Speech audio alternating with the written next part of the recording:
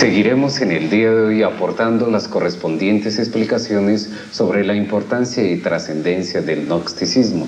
Aida, nos vemos en la necesidad de aclarar que sin previa información sobre la antropología gnóstica sería algo más que imposible el estudio riguroso de las diversas piezas antropológicas de las culturas azteca, tolteca, maya, egipcia, etcétera, etcétera. En cuestiones de antropología profana, dispénseme la similitud, si se quiere conocer resultados, se observará que son limitados y sin aportación práctica para todos nosotros los humanos. Los códices mexicanos, papiros egipcios, ladrillos asirios, rollos del Mar Muerto, extraños pergaminos, así como ciertos templos antiquísimos, sagrados monolitos, viejos jeroglíficos, pirámides, sepulcros milenarios, etcétera, ofrecen en su profundidad simbólica un sentido gnóstico que definitivamente escapa a la interpretación literal y que nunca ha tenido un valor explicativo de índole exclusivamente intelectual. El racionalismo especulativo, en vez de enriquecer el lenguaje gnóstico, lo empobrece lamentablemente, ya que los relatos gnósticos escritos o alegorizados en cualquier forma artística se orientan siempre hacia el ser en el espíritu, en el íntimo.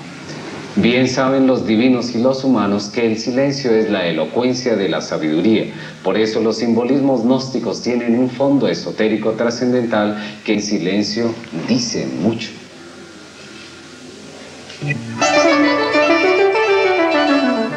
La cábala de predicción.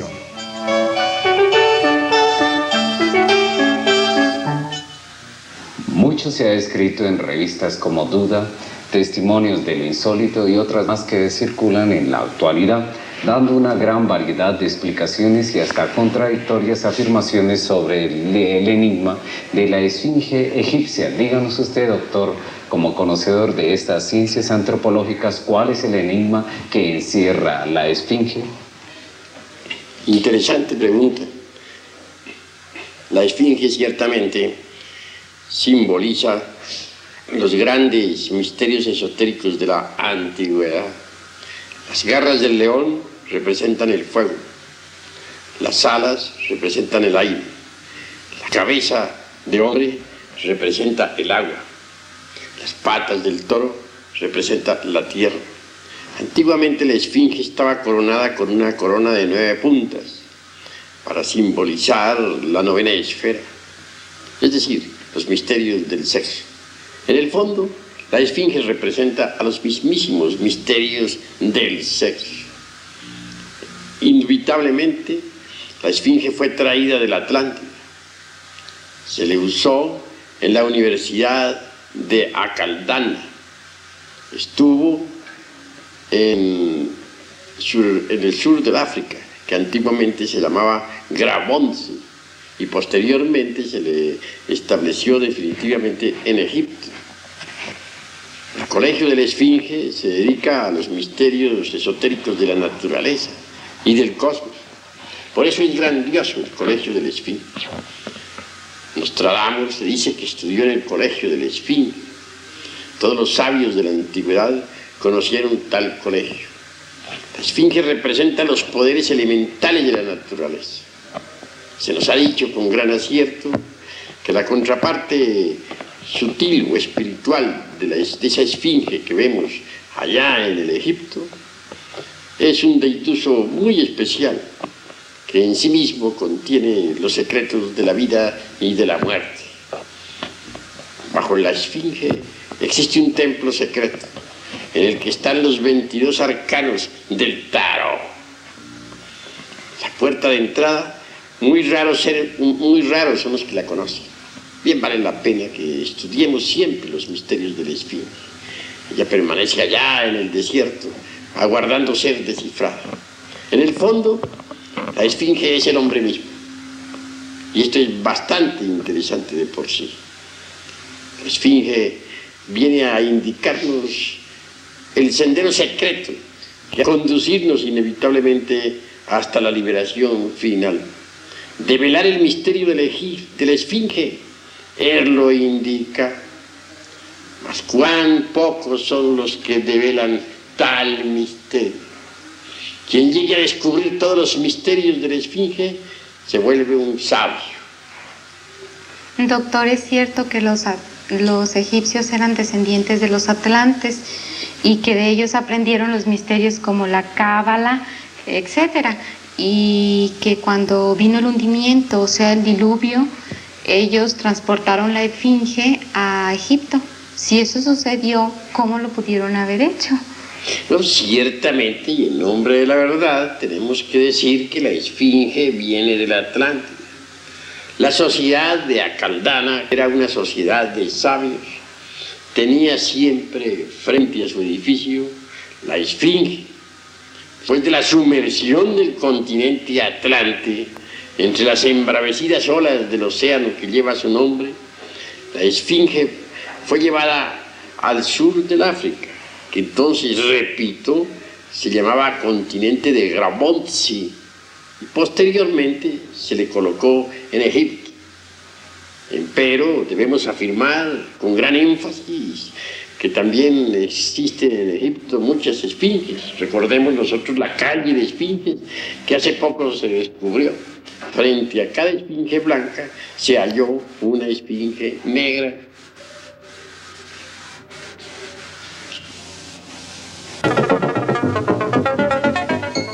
Hermenéutica.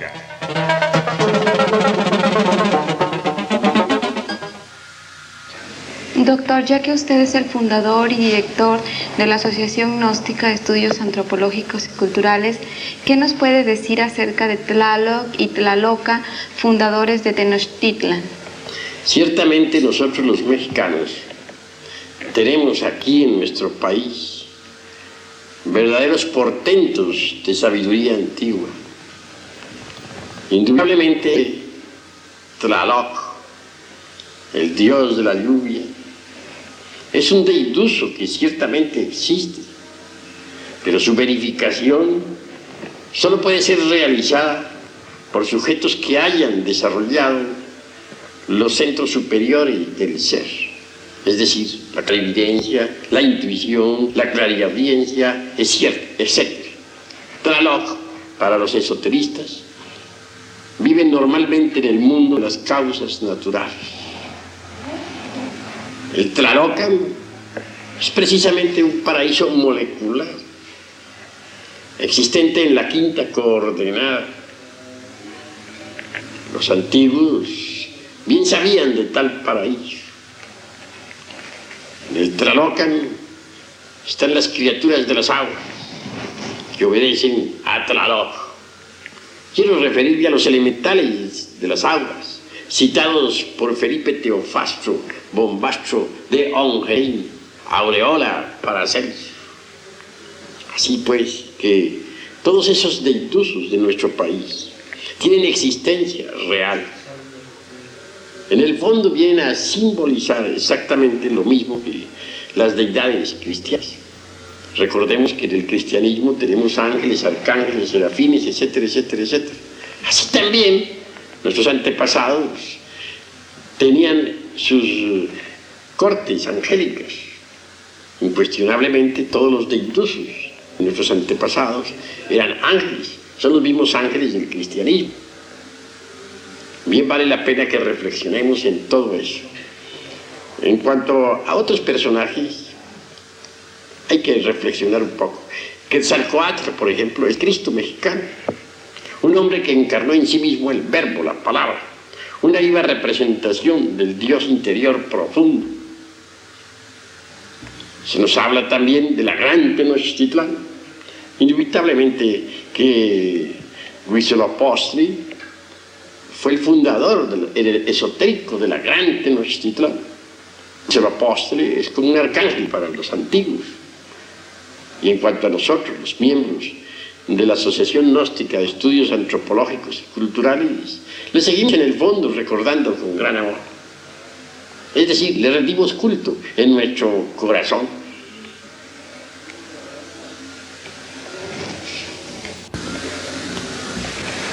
Dice una frase muy común y muy conocida por todos: ¿qué fue primero, el huevo o la gallina? Esta frase se relaciona con la siguiente pregunta: Dicen que los mayas y los aztecas fueron los iniciadores de las civilizaciones griega, china, egipcia, también inclusive la tibetana.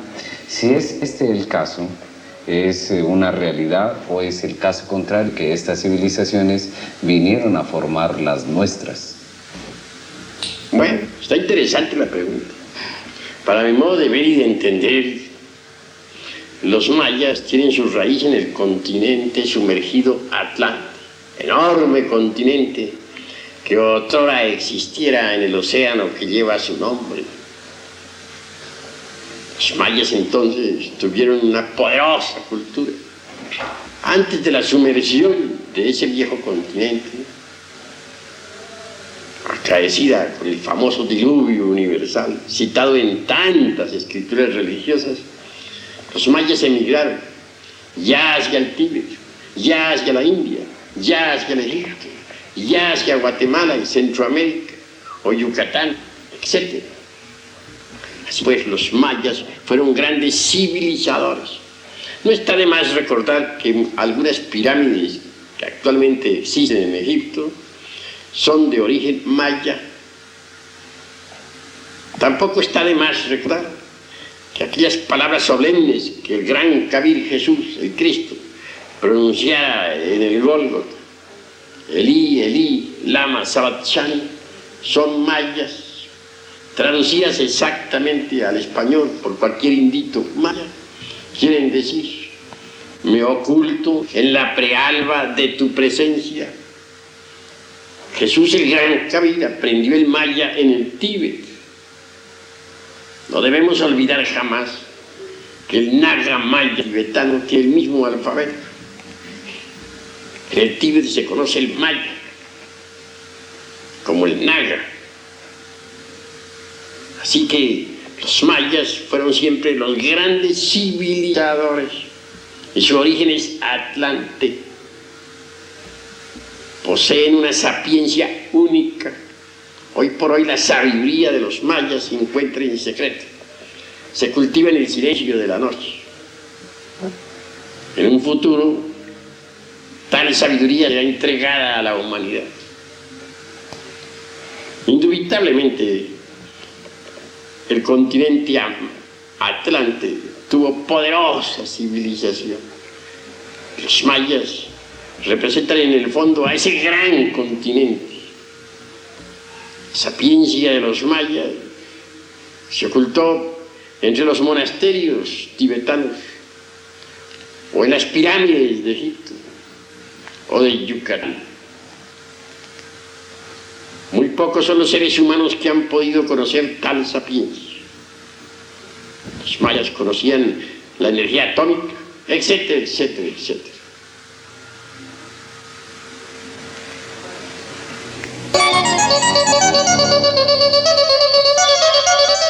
El cosmos y usted.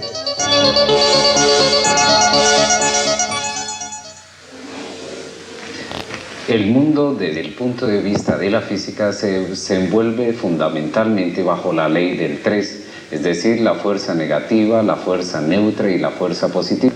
¿Tiene que ver esto con los fenómenos cósmicos, doctor Samael? Y otra pregunta, ¿existe otra ley cósmica más superior que la ley del 3? En realidad, la ley del 3 es fundamental. No debemos olvidar que el santo Triamatsikam, es decir, la ley del 3, se expresa en 3 formas: positiva, negativa y neutra. En el átomo existe la fuerza positiva, la negativa y también la neutra. Para que haya creación se necesita que las 3 fuerzas coincidan en un punto dado. Lo contrario, la creación sería imposible. Así pues, la ley del 3 puede crear. Pero para que exista un cosmos organizado, se necesita la ley del eterno hepta paraparchinok, es decir, la ley del 7. El 3 crea, el 7 organiza. Más allá de las leyes del 3 y del 7, pues hay muchas otras leyes. En el fondo, la ley del 3 deviene de la única ley. Es la del Logos, creador. la del eterno Padre Cósmico común. Así que bien vale la pena comprender lo que es la ley del 3.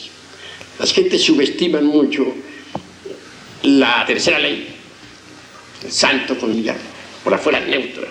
Y esa fuerza hay que aprenderla a manejar cuando se quiere neutralizar las influencias peligrosas. Las fuerzas positiva y negativa son maravillosas.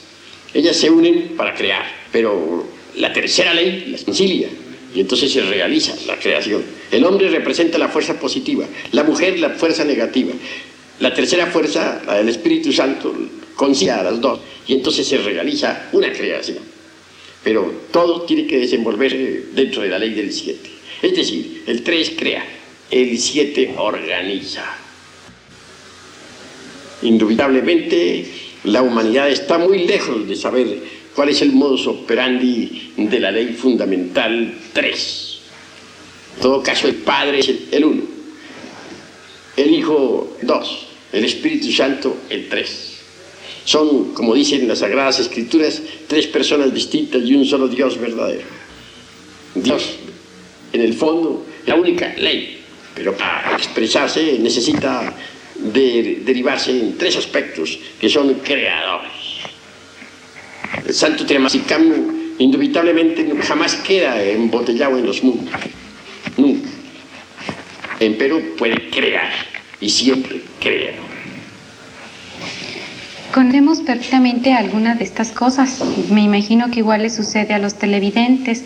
Usted habló hace un momento sobre la ley de los 7. Existen 7 planetas, fundamentados en la frase de Hermes Trismegisto, lo que es arriba es abajo. ¿Cómo van estos 7 planetas sobre nosotros? Bueno, obviamente existen 7 planetas bien conocidos en la astronomía. Pero dentro de nuestros estudios esotéricos nos interesan más bien los planetas psicológicos. Tal como es arriba es abajo. El microcosmos es análogo al macrocosmos. En nosotros, en nuestro interior, en nuestra psiquis, tenemos la viva representación de los 7 planetas. Empero, existen transmutaciones metálicas durante el trabajo de autorrealización íntima del ser. El viejo de los siglos, Saturno, debe convertirse en el niño, la luna.